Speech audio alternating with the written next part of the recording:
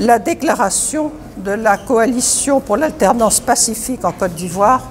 suite à la publication de la liste des candidats aux élections du 25 octobre 2025. Depuis sa sortie officielle, le 10 mars 2025, la CAPCI a entrepris plusieurs démarches, dont des courriers au chef de l'État, une demande d'audience au ministre de l'Intérieur et des tournées de sensibilisation afin de demander l'ouverture d'un dialogue politique avec le gouvernement et surtout entre le gouvernement, les partis politiques de l'opposition, les organisations de la société civile, en vue d'engager les réformes permettant d'avoir des élections justes, transparentes, inclusives, pour éviter à notre pays les tourments des scrutins précédents,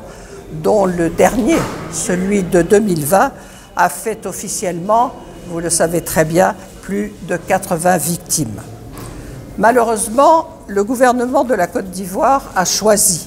d'ignorer nos différents appels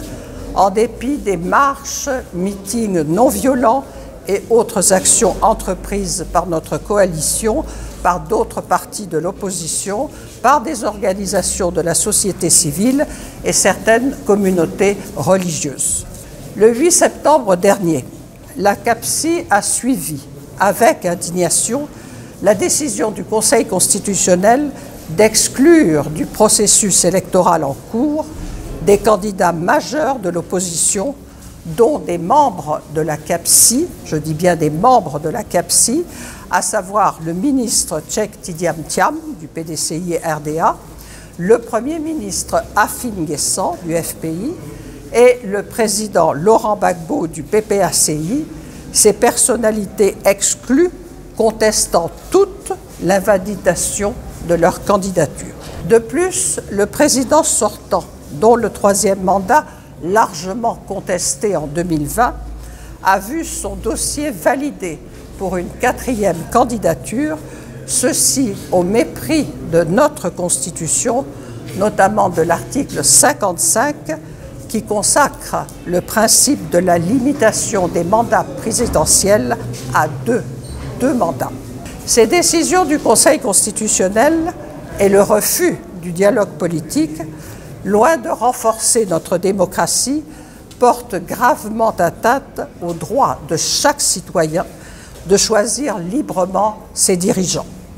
Elles soulèvent aussi un doute légitime sur la transparence du scrutin du 25 octobre prochain. Elles créent une injustice manifeste, installent un climat de frustration et de division dans notre pays, avec en prime une remise en cause de la crédibilité des institutions censées garantir les principes de l'État de droit. La Coalition pour l'alternance pacifique en Côte d'Ivoire note la validation de la candidature de Mme Simone Eivé Gbagbo, présidente du MGC, première porte-parole de la CAPCI, et la proposition qu'elle fait de se faire représenter au sein de notre coalition afin de pouvoir se consacrer totalement à sa campagne électorale. Aussi, la parole de la CAPCI sera dorénavant portée principalement par moi-même, Danielle Boni-Claverie, présidente de l'URD et jusque-là deuxième porte-parole. En conformité avec son objet, la CAPCI réaffirme son engagement à organiser l'unité d'action des partis politiques de l'opposition en faveur des réformes électorales susceptibles de garantir des élections inclusives, libres, justes, transparentes et apaisées. La CAPCI est solidaire du Front commun dans son combat et invite toute l'opposition ainsi que tous les citoyens ivoiriens à s'unir pour dire non aux injustices, à l'exclusion et à l'instrumentalisation de nos institutions. La CAPCI rappelle avec force que la démocratie ne saurait être la confiscation du pouvoir par l'arbitraire et qu'elle doit en outre être fondée sur l'inclusion, le dialogue et le respect des lois et des règles.